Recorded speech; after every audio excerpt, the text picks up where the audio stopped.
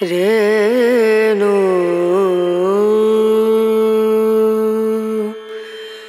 রনা রনা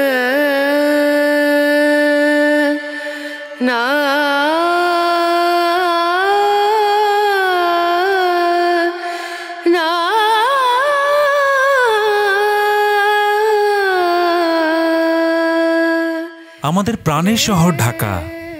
এ শহরের 400 বছরের ঐতিহ্যের সাক্ষী হয়ে স্বমহিমায় দাঁড়িয়ে আছে মুঘল আমলের ঐতিহাসিক নিদর্শন লালবাগ কেল্লা।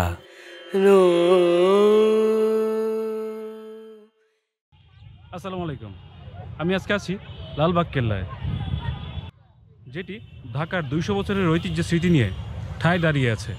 দিম দুম দানা তাদিম দানা দিম দুম দানা তাদিম দানা দিম দুম দানা দিম দুম দানা তাদিম দানা উদানি তাদানি দানা দানা। স্থাপনাটি মুঘল আমলের স্মৃতিস্বরূপ বাংলাদেশের অন্যতম প্রধান একটি নিদর্শন।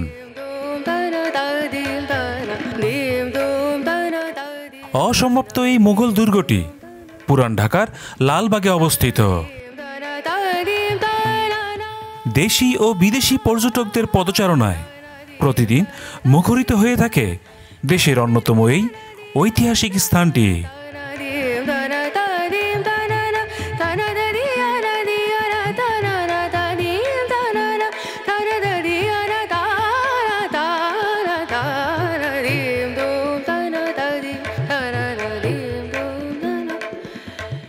বন্ধুরা, আজ সারাদিন ঘুরে বেড়াবো এই পুরো জায়গাটি আর শেয়ার করব একটি কমপ্লিট ভ্রমণ গাইড শুধুমাত্র আপনাদের সাথে। আশা করছি সম্পূর্ণ ভিডিও জুড়ে আমার সাথেই থাকবেন।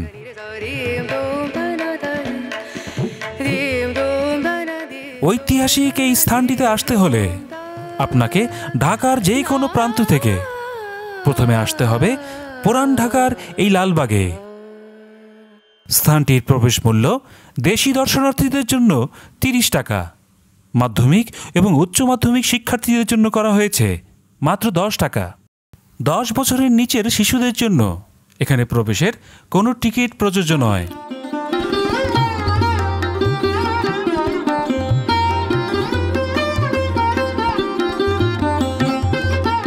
অভ্যন্তরে পা রাখতেই সবুজ ঘাসের গালিচা আর সাথে ফুল আর ঐতিহাসিক স্থাপত্য আপনাকে মোঘল আমলের দৃশ্যপটকে মনে করিয়ে দেবে।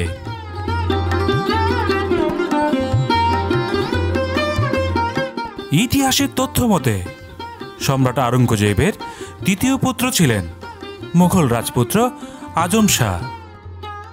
তিনি বাংলার সুবেদার থাকাকালীন সময়ে 1678 সালে এটার নির্মাণ কাজ শুরু করেছিলেন।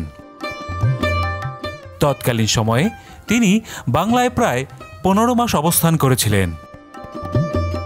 দুর্গের নির্মাণ কাজ শেষ হওয়ার পূর্বেই মারাঠা বিদ্রোহ দমনের জন্য তার পিতা সম্রাট আওরঙ্গজেব তাকে দিল্লি ডেকে পাঠান। এ সময় একটি মসজিদ ও দরবার হল নির্মাণের পর দুর্গ নির্মাণের কাজ একেবারে থেমে যায়।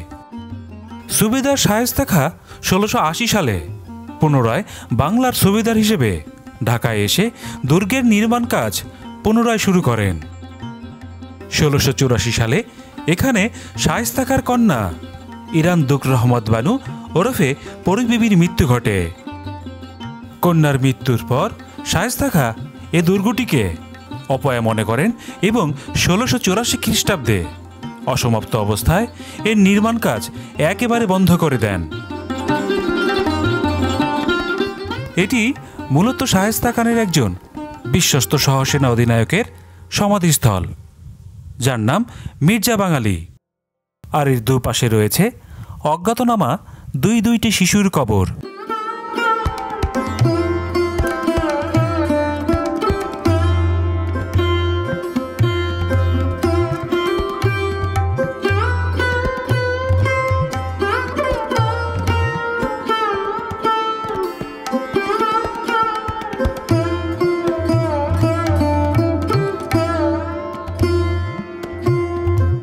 কন্যার মৃত্যুর পর শায়েস্তা খাঁ এই দুর্গটিকে অপয়া মনে করেন এবং ১৬৮৪ খ্রিস্টাব্দে অসমাপ্ত অবস্থায় এর নির্মাণ কাজ বন্ধ করে দেন।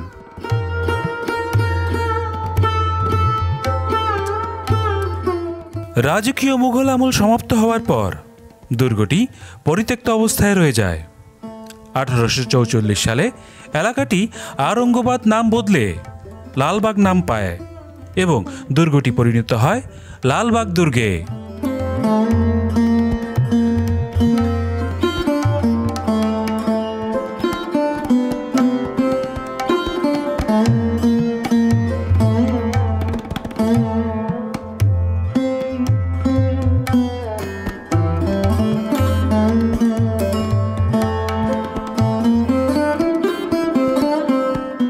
বন্ধুরা, এটি হচ্ছে সেই আলোচিত দেওয়ানি আম।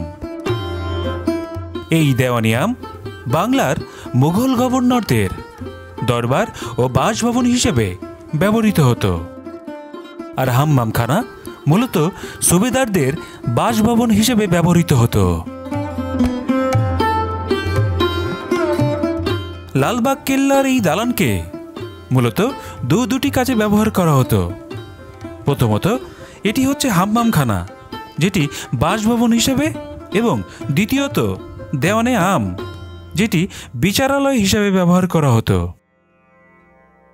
এই দালানের নিচতলাটি ছিল বাসভবন তথা হাম্মামখানা, আর উপরের তলা ছিল আদালত বা দেওয়ানে আম।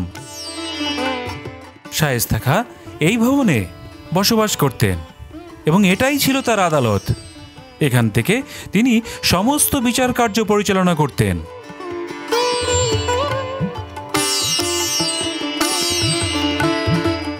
আসলে লালবাগ কেল্লা বলতে যে ছবিটি সবচাইতে বেশি পরিচিত, সেটি হচ্ছে মূলত পরিবেবীর সমাধির ছবি।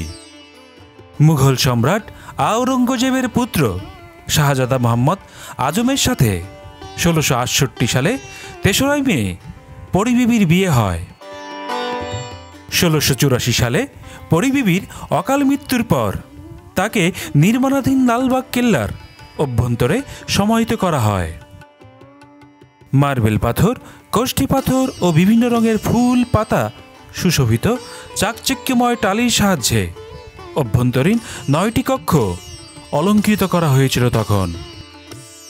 মাঝের একটি ঘরে রয়েছে পরিবেবীর সমাধিস্থল এবং এই ঘরটি ঘিরে আরও ৮টি ঘর রয়েছে। স্থাপনাটির ছাদ কষ্টি পাথরের তৈরি এবং এর চার কোণে চারটি অষ্টকোণ মিনার ও মাঝে একটি অষ্টকোণ গম্বুজ রয়েছে। মূল সমাধিসৌধের কেন্দ্রীয় কক্ষের উপরের এই গম্বুজটি একসময় স্বর্ণখচিত ছিল। পরবর্তীতে তামার পাত দিয়ে পুরো গম্বুজটিকে মুড়িয়ে দেওয়া হয়।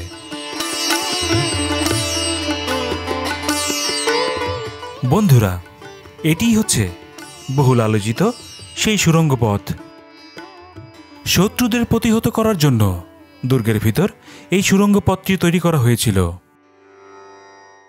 অনেকের মতে এই সুড়ঙ্গ পথটি দিল্লির সাথে সংযুক্ত ছিল এবং বুড়িগঙ্গা নদীর নিচ দিয়ে ওপারে যাওয়ার একটি পথও ছিল।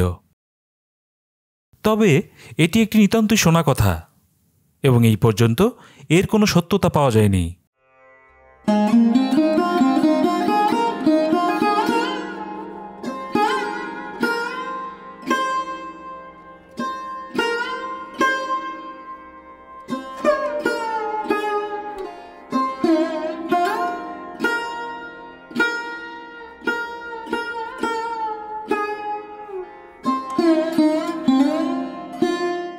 লালবাগ কেল্লাটি প্রতি সোম থেকে শনিবার সকাল 10টা থেকে বিকাল 5টা পর্যন্ত খোলা থাকে এবং সপ্তাহের প্রতি রবিবার এটি বন্ধ থাকে।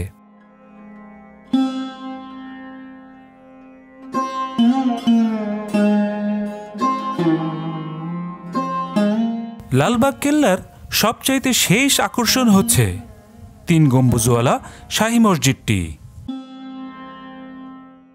সম্রাট আওরঙ্গজেবের তৃতীয় পুত্র শাহজাদা আজম বাংলার সুবেদার থাকাকালীন সময়ে তিন গম্বুজওয়ালা এই মসজিদটি নির্মাণ করেছিলেন ১৬৭৮ থেকে ৭৯ খ্রিস্টাব্দের মধ্যে।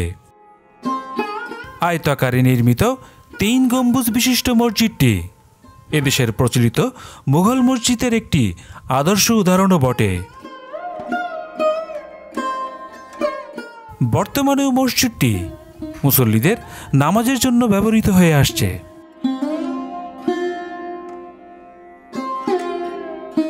বন্ধুরা, এখানে ঘুরতে ঘুরতে ক্ষুধার্ত হয়ে গেলে কেল্লাটির সামনেই রয়েছে অনেক ধরনের খাবারের দোকান, আর এর চাইতে বাড়তি কিছু চাইলে ঘুরে আসতে পারেন পুরান ঢাকার নাজিরা বাজার থেকে।